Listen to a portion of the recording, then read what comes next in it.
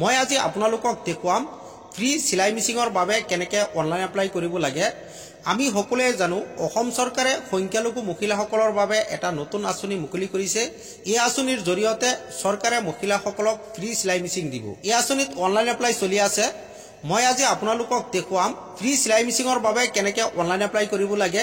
মই ফুল প্ৰচেছ দেখুৱাম কেনেকৈ অনলাইন এপ্লাই কৰিব লাগে, ডকুমেণ্ট কেনেকৈ আপলোড কৰিব লাগে, ফৰ্মখন কেনেকৈ ফিল কৰিব লাগে। আপোনালোকে এইটো ভিডিঅ'ত ইয়াৰ ফুল প্ৰচেছ জানিব পাৰিব। ইয়াৰ বাবে ভিডিঅ'টো লাইক এটা কৰি দিব আৰু যদি মোৰ চেনেলত নতুন আহিছে তেনেহ'লে চেনেলটো ছাবস্ক্ৰাইব কৰি দিব। মই এবাৰ দেখুৱাই দিছোঁ সুইং মেচিনৰ বাবে কোনে কোনে এপ্লাই কৰিব পাৰিব। ইয়াত চাওক নোটিছত দিয়া হৈ আছে আবেদনকাৰী ধৰ্মীয় সংখ্যালঘু ও মহিলা হ'ব লাগিব। 2 নম্বৰত আছে আবেদনকাৰী কমেও 5ম শ্ৰেণী উত্তীৰ্ণ হ'ব লাগিব। 3 নম্বৰত আছে আবেদনকাৰীৰ বয়স 18ৰ পৰা 50 বছৰৰ ভিতৰত হ'ব লাগিব। 4 নম্বৰত আছে আবেদনকাৰীৰ ঘৰৰ ঠিকনাৰ প্ৰমাণপত্ৰ গাঁও পঞ্চায়ত, পৌৰ নিগম বা টাউন কমিটিৰ কৰ্তৃপক্ষৰ পৰা হ'ব লাগিব। 5 নম্বৰত আছে আবেদনকাৰীৰ ভোটাৰ কাৰ্ড ও পৰিচয় পত্ৰ দিব লাগিব। 6 নম্বৰত আছে ইনকাম চাৰ্টিফিকেট দিব লাগিব। এতিয়া বলক দেৰি নকৰি কেনেকৈ অনলাইন এপ্লাই কৰিব লাগে দেখুৱাই দিছোঁ। ফ্ৰী সুইং মেচিনৰ বাবে এপ্লাই কৰিবলৈ গুগল ব্ৰাউজাৰ অপেন কৰিব আৰু amdb.assam.gov.in লিখি চাৰ্চ কৰি দিব। মই যেনেকৈ লিখিছোঁ এনেকৈ লিখি চাৰ্চ কৰি দিব। যেতিয়াই ক্লিক কৰি দিব আপোনাৰ সন্মুখত এনেকুৱা পেজ আহিব। আসাম মাইনৰিটি ডেভেলপমেণ্ট বৰ্ড এইটো পৰ্টেলৰ পৰা সুইং মেচিনৰ বাবে এপ্লাই কৰিব লাগিব। মই এইটো পেজৰ লিংক ভিডিঅ'ৰ ডিছক্ৰিপশ্যনত দি থৈছোঁ, তাত গৈ ডাইৰেক্ট আপোনালোকে এইটো পেজত আহিব পাৰিব। সুইং মেচিনৰ বাবে এপ্লাই কৰিবলৈ ইয়াত চাওক আছে চাৰ্চ, ইয়াত চাৰ্চ কৰি দিব। এনেকৈ UPHC লিখি চাৰ্চ কৰি দিব। যেতিয়া চাৰ্চ কৰি দিব আপোনাৰ সন্মুখত এনেকুৱা এটা লিংক আহিব, application for the UPHC course, এইটো লিংকৰ ওপৰত ক্লিক কৰি দিব। যেতিয়া ক্লিক কৰি দিব আপোনাৰ সন্মুখত এনেকুৱা পেজ আহিব এপ্লিকেশ্যন কৰাৰ বাবে। এইটো পেজৰ লিংক মই ভিডিঅ'ৰ ডিছক্ৰিপশ্যনত দি থৈছোঁ, তাত গৈ ডাইৰেক্ট আপোনালোকে এইটো পেজত আহিব পাৰিব। এপ্লাই কৰাৰ বাবে ইয়াত চাওক আছে এপ্লাই হাৰ, এপ্লাইত ক্লিক কৰি দিব। যেতিয়া এপ্লাইত ক্লিক কৰি দিব আপোনাৰ সন্মুখত এনেকুৱা পেজ আহিব।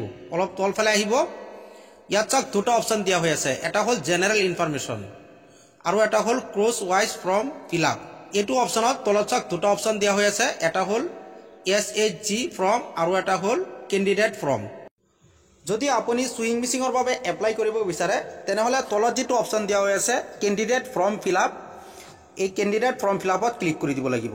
তাৰপিছত আপোনাৰ সন্মুখত এনেকুৱা পেজ আহিব। ইয়াত চাওক দিয়া আছে চিলেক্ট কোৰ্ছ, আপোনালোকে ইয়াত ক্লিক কৰি দিব। যেতিয়া ক্লিক কৰি দিব এনেকুৱা 3টা অপশ্যন আহিব। মাজত যিটো অপশ্যন দিয়া হৈ আছে ডিষ্ট্ৰিবিউশ্যন অফ সুইং মেচিন, আপোনালোকে এই সুইং মেচিনটো চিলেক্ট কৰি দিব। যেতিয়া চিলেক্ট কৰি দিব আপোনাৰ সন্মুখত এনেকুৱা এটা ফৰ্ম আহিব। এই ফৰ্মটো ফিল কৰিব লাগিব এপ্লিকেশ্যন কৰাৰ বাবে। প্ৰথমতে ইয়াত আপোনাৰ কেণ্ডিডেটৰ নামটো লিখিব লাগিব, যিজনে এপ্লিকেশ্যন কৰি আছে সেইজনৰ নামটো লিখিব লাগিব। তাৰপিছত ইয়াত দেউতাকৰ নামটো লিখিব লাগিব। তাৰপিছত ইয়াত মোবাইল নম্বৰ। তাৰপিছত ইয়াৰ পৰা জেণ্ডাৰটো চিলেক্ট কৰিব লাগিব। ইয়াত আপোনাৰ ফিমেলটো চিলেক্ট কৰিব লাগিব, মতা মানুহে ইয়াৰ বাবে এপ্লিকেশ্যন কৰিব নোৱাৰিব। তাৰপিছত ব্লেজ, ইয়াত ব্লেজটো বহুৱাই দিব। পোষ্ট অফিচ, ইয়াত পোষ্ট অফিচটো বহুৱাই দিব। তাৰপিছত পুলিচ ষ্টেচন, তাৰপিছত চিলেক্ট ষ্টেট, ইয়াত ক্লিক কৰি আসামটো চিলেক্ট কৰি দিব। তাৰপিছত চিলেক্ট ডিষ্ট্ৰিক্ট, ইয়াত ক্লিক কৰি আপোনাৰ যিটো ডিষ্ট্ৰিক্ট হয় সেই ডিষ্ট্ৰিক্টটো চিলেক্ট কৰি দিব। তাৰপিছত চিলেক্ট ব্লক, ইয়াৰ পৰা ব্লকটো চিলেক্ট কৰি দিব। তাৰপিছত ইয়াত পিনক'ডটো বহুৱাই দিব আৰু ইয়াত ডেট অফ বাৰ্থটো বহুৱাই দিব। ডেট অফ বাৰ্থটো বহুৱাৰ বাবে ইয়াত চাওক কেলেণ্ডাৰ দিয়া হৈ আছে, এই কেলেণ্ডাৰৰ আইকনত ক্লিক কৰি দিব। যেতিয়া ক্লিক কৰি দিব এনেকৈ কেলেণ্ডাৰটো আহি যাব। আপোনালোকে ইয়াৰ পৰা ডেট অফ বাৰ্থটো বহুৱাই দিব। তাৰপিছত আধাৰ নং, ইয়াত আপোনাৰ আধাৰ নম্বৰটো বহুৱাই দিব। যিজনে এপ্লিকেশ্যন কৰি আছে সেইজনৰ আধাৰ নম্বৰটো ইয়াত বহুৱাই দিব। তাৰপিছত অলপ তলফালে আহিব, ইয়াত চাওক কোৱালিফিকেশ্যন, যিজনে এপ্লিকেশ্যন কৰি আছে সেইজনৰ কি কোৱালিফিকেশ্যন আছে চিলেক্টত ক্লিক কৰি দিব। এনেকৈ কোৱালিফিকেশ্যনকেইটা ওলাই পৰিব। ইয়াৰ পৰা যিটো কোৱালিফিকেশ্যন হয় সেইটো আপুনি চিলেক্ট কৰি দিব। তাৰপিছত অন্য কিবা যদি কোৱালিফিকেশ্যন থাকে ইয়াত বহুৱাব পাৰে। তাৰপিছত আদাৰ ইনফৰমেশ্যন, প্ৰথমতে আছে চাওক চিলেক্ট কাষ্ট, চিলেক্ট কাষ্টত ক্লিক কৰি দিব আৰু ইয়াৰ পৰা আপোনাৰ যিটো হয় জেনেৰেল OBC, আপোনাৰ যিটো হয় SC ST যিটো হয় সেইটো আপুনি চিলেক্ট কৰি দিব। তাৰপিছত চিলেক্ট কমিউনিটি, ইয়াত ক্লিক কৰি দিব আৰু ইয়াৰ পৰা আপোনাৰ যিটো কমিউনিটি হয় সেইটো আপুনি চিলেক্ট কৰি দিব। মুছলিম, জৈন যিটো হয় আপোনাৰ সেইটো চিলেক্ট কৰি দিব। তাৰপিছত ৰিলিজন, ইয়াত ৰিলিজনটো বহুৱাই দিব।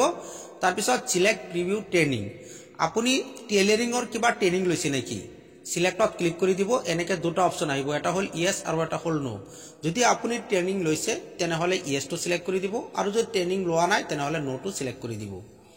তাৰপিছত ডিসক্ৰিপশন অফ ট্ৰেইনিং যদি আপুনি ট্ৰেইনিং লৈছে তেনেহলে ডিসক্ৰিপশনটো ইয়াত দেখুৱাই দিব তাৰপিছত এজ অন 1 জানুৱাৰী 2024 1 জানুৱাৰী 2024ত এপ্লিকেন্টৰ বয়সটো কিমান হিসাব কৰি আপোনালোকে বয়সটো ইয়াত দেখুৱাই দিব তাৰপিছত ফ্যামিলি ম্যানুৱেল ইনকাম যিজনে এপ্লিকেশন কৰি আছে সেইজনৰ পৰিয়ালৰ বছৰি আয় কিমান সেই আয়টো ইয়াত দেখুৱাই দিব তাৰপিছত ডকুমেন্ট আপলোড ইয়াত আপোনাৰ ডকুমেন্ট আপলোড কৰিব লাগিব প্ৰথমতে ক্যান্ডিডেট ফটো ইয়াত ফটো আপলোড কৰিব লাগিব ইয়াৰ বাবে সুইচ ফাইলত ক্লিক কৰি দিব আগতীয়াকৈ ফটোটো উঠাই ৰাখিব তাৰপিছত আপলোড কৰি দিব ফটোটো জেপিজি হ'ব লাগিব আৰু 100 কেবিৰ কমত হ'ব লাগিব বেছি হলে আপলোড নহব তাৰপিছত ক্যান্ডিডেট সিগনেচাৰ ইয়াত সিগনেচাৰটো আপলোড কৰি দিব সুইচ ফাইলত ক্লিক কৰি তাৰপিছত আইডেন্টিটি প্ৰুফ ইয়াত এটা আইডেন্টিটি প্ৰুফ আপলোড কৰিব লাগিব আৰু আইডেন্টিটি প্ৰুফত আপুনি আধাৰ কাৰ্ড দিব পাৰিব ভোটাৰ কাৰ্ড দিব পাৰিব পেন কাৰ্ড দিব পাৰিব বা অন্য কিবা যদি দিব বিচাৰে আপুনি দিব পাৰে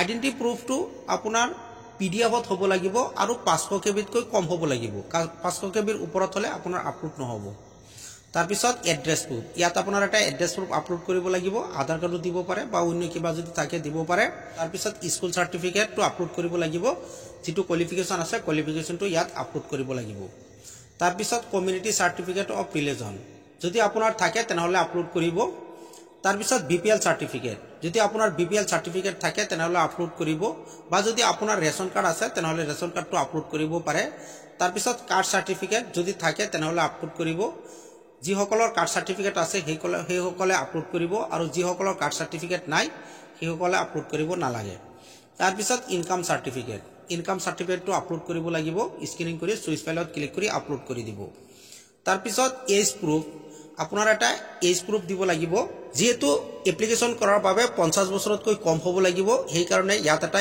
এজ প্ৰুফ দিব লাগিব এজ প্ৰুফত আপুনি আধাৰ কাৰ্ডো দিব পাৰে বা পেন কাৰ্ডো দিব পাৰে যেটো আপুনি দিব বিচাৰে সুইচ ফাইলত ক্লিক কৰি আপলোড কৰি দিব এই গুটিখিনি ফিল কৰাৰ পিছত তলত চাকতে আছে সাবমিটত ক্লিক কৰি দিব যেতিয়া সাবমিটত ক্লিক কৰি দিব আপোনাৰ এপ্লিকেশন কমপ্লিট হৈ যাব আপোনাক এটা ৰেফাৰেন্স নম্বৰ দিয়া হ'ব এনেকে আপুনি সুইং মিচিংৰ বাবে এপ্লিকেশন কৰিব পাৰে যদি ভিডিওটো ভাল লাগে লাইক এটা কৰি দিব আৰু যদি কিবা জানিব লগা থাকে তেনেহলে কমেন্ট কৰিব পাৰে